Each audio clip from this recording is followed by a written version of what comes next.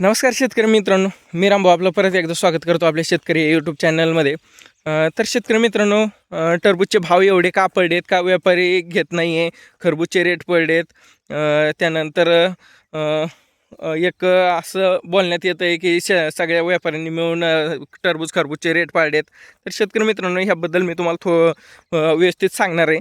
पण त्याआधी आपली कलिंगड म्हणजे आपल्या टरबूजचं प्लॉटची कंडिशन बघू. तर शेतकरी मित्रांनो, आपलं कलिंगड प्लॉट एकदम छान आणि सुंदर प्रकारे तुम्हाला सेटिंग दाखवतो. अशा प्रकारे आपल्या प्लॉटमध्ये एकदम छान आणि सुंदर प्रकारे आपल्याला सेटिंग दिसून येते. जे वाकडे तिकडे फळं आहेत ते आपण तोडून टाकलेत, जेणेकरून आपल्या दुसरे जे फळं चांगले त्यांना साईजसाठी प्रॉब्लेम येऊ नये. तर शेतकरी मित्रांनो, आपण आपल्या प्लॉटला 2-2.5 तास पाणी देतो आहे, जेणेकरून सनबर्निंगचा प्रॉब्लेम किंवा त्याला पाण्याचं ताण बसू नये आणि साईजला आपल्याला तकलीफ होऊ नये. तर शेतकरी मित्रांनो, आपण आपले 4 एकरचा प्लॉट होता, त्यामध्ये आपण टप्प्याटप्प्यानं 2-2 एकरचे भाग पाडलेत. दोन्ही प्लॉटमध्ये अंतर हे 12-13 दिवसाचं आहे. आता तुम्हाला मी एका लाईनामध्ये सेटिंग दाखवतो किती आहे. तर शेतकरी मित्रांनो, 1 2 3 4 5 6 7 8 9 इथं एक 10, म्हणजे थोडेसे जागेत 10 फळं आहेत. आणि तुम्हाला पुढं पण दाखवतो, तुम्हाला फक्त सेटिंग दिसून येईल. पण शेतकरी मित्रांनो, आपली लागवड एकदम सुंदर आणि छान प्रकारे आपण केलेली आहे. आपण नियोजन केलं होतं की यंदा उन्हाळा चांगला तापणार आहे, सनबर्निंगचं टरबूज पिकामध्ये चांगलंच प्रॉब्लेम येत असतं. तर आपण 4x1ची लागवड केलेली आहे. तर शेतकरी मित्रांनो, ह्या 4x1च्या लागवडमध्ये आपला एवढा फायदा झाला आहे की सेटिंग एकदम छान प्रकारे झाली आहे. प्रत्येक वेलीला 1 नाही तर 2 फळं लागलेत. जास्त करून 1 फळ हा आपल्या प्रत्येक वेलीला लागलेला आहे. आणि जी मधली जागा आहे, म्हणजे तुम्ही बघू शकता, आता इथं सगळे तुम्हाला फळं दिसतील. पण ज्यावेळेस आपण आता हे दिवसेंदिवस याचं पाणी वाढवू, ह्याला वॉटर सोल्युबल देऊ, ते पूर्ण झाकल्या जातील आणि सनबर्निंगपासून आपलं बचाव होईल. तर शेतकरी मित्रांनो, ज्यावेळेस बी तुम्ही उन्हाळ्यामध्ये लागवड करसान टरबूजची, तर तुम्ही 4x1ची लागवड करा. तुम्हाला सेटिंगलाही प्रॉब्लेम येणार नाही आणि तुम्हाला सनबर्निंगचा प्रॉब्लेम येणार नाही. त्यात तुमची रोप्याची संख्या वाढेल आणि तुमचं टनेज पण वाढेल. तर नक्की शेतकरी मित्रांनो, आपण ह्या प्लॉटला पूर्ण ताकद लावतोय, प्रयत्न करणार आहे की आपण ह्या चांगलं टनेज काढण्याचं, जेणेकरून आपल्याला चांगलं प्रॉफिट होईल. आणि आपलं जे आपण 4x1ची लागवड केली, ह्यामध्ये असा आपला प्रयत्न असणार आहे की ह्याच्या सनबर्निंगचा प्रॉब्लेम आपल्याला पूर्ण हार्वेस्टिंग होईपर्यंत यायला नाही पाहिजे. तर शेतकरी मित्रांनो, आता बोलूया आपण बाजारभाव एवढे का पडलेत. तर शेतकरी मित्रांनो, इस्रायल, इराण आणि अमेरिका ह्याच्यामध्ये जे युद्ध चालू आहेत, ह्या युद्धाचा परिणाम कुठं ना कुठं आपल्या सगळ्या शेतकऱ्यांच्या भोवती आलेलं आहे, सगळ्यांच्या गळ्यावर आलेलं आहे.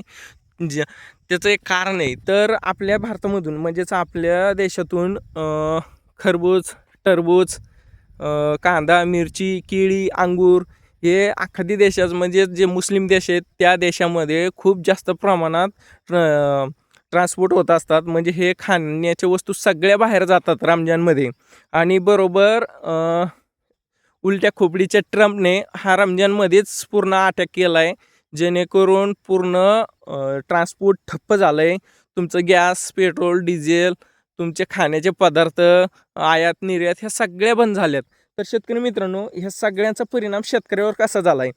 जर तुमचं ट्रान्सपोर्ट बंद असेल, आपल्या भारतामध्ये सध्याच्या सीझनमध्ये खरबूज, टरबूज, अंगूर, केळी इतक्या जास्त प्रमाणात मार्केटमध्ये उतरतं की सगळ्या राज्यांमधून ते दिल्ली मार्केट किंवा मुंबई ह्या ठिकाणी जात असतं. मग तिथून ते ट्रान्सपोर्ट होत असतं बाहेरच्या देशांमध्ये.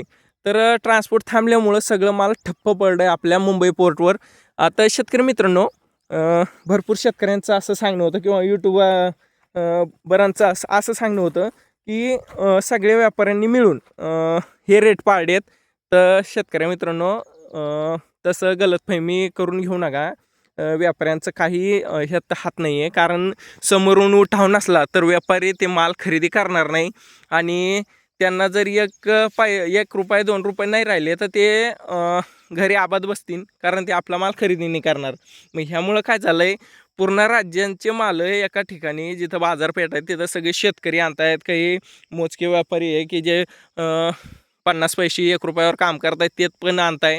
मग ह्यामुळं सगळं माल एका जागेवर जमा झाल्यामुळं उठाव कमी झाला आहे आणि त्यामुळं कुठं ना कुठं रेट हे अचानक कमी झालेत. आणि मार्केटमध्ये खरबूज टरबूज अचानक अंगूर हे सगळ्या गोष्टी अचानक मार्केटमध्ये आल्या आहेत एकसोबत. त्यामुळं सगळं मार्केट हे डाऊन झालं आहे, कमी पडलं आहे. हे असे एक चांगलं म्हणजे हेच कारण आहे शेतकरी मित्रांनो. कोणीही शेतकरी आपलं गलतफहमी बाळगू नका. जोपर्यंत ट्रम्प आपल्या सगळ्या गोष्टी बंद करत नाही तोपर्यंत सगळ्यांचे हाल असेच होणार आहे. खरबूज टरबूज केळी अंगूर ह्यांचे रेट असेच राहणार. तर शेतकरी मित्रांनो,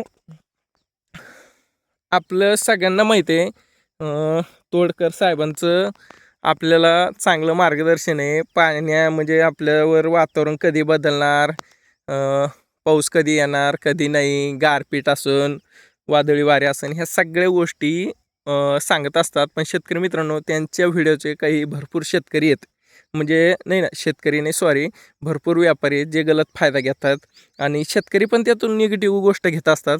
कारण जर तुम्हाला आता सध्या तोडकर साहेबांचं सांगणं आहे की गारपीट होणार आहे भरपूर भागांमध्ये, तर शेतकरी मित्रांनो ह्या गोष्टीचा परिणाम इतका वाईट झाला आहे की शेतकऱ्यांनी अचानकपणे आपले अंगूर प्लॉट व्यापाऱ्यांना स्वस्त देण्याचा प्रयत्न करताय. त्यामुळं अंगूरचा रेट अचानक पडला आहे.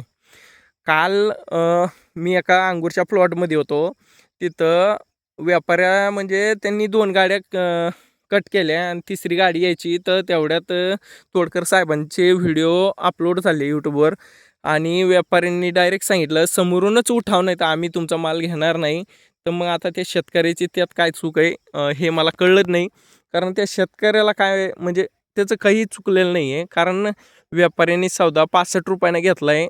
2 गाड्या नेल्या पण अजून 20 टन माल अंगूरचा तसंच पडेल आहे. आणि आता व्यापारी म्हणतो आहे मी तो माल उचलू शकत नाही कारण समोरून उठाव नाही. तर त्याचं एक सगळ्यात मोठं कारण आहे शेतकरी मित्रांनो. काही भागांमध्ये या सगळ्या गोष्टी ऐकून काही शेतकऱ्यांनी आपलं अंगूरचे प्लॉट स्वस्त देऊन टाकलेत व्यापाऱ्यांना. तर सगळे व्यापारी त्या साईटला चालले गेलेत आणि ज्या साईटला चांगले म्हणजे 70 65 75 रुपयाच्या ज्या कटिंगा चालू होत्या त्या अचानक सगळ्या शेतकऱ्यांनी म्हणजे सगळे व्यापाऱ्यांनी सोडून चालले गेलेत. ही अशी परिस्थिती आहे. तर शेतकरी मित्रांनो, आपण दुसऱ्या व्हिडिओमध्ये अजून बोलू. तोपर्यंत सगळ्या शेतकऱ्यांना आपला राम राम.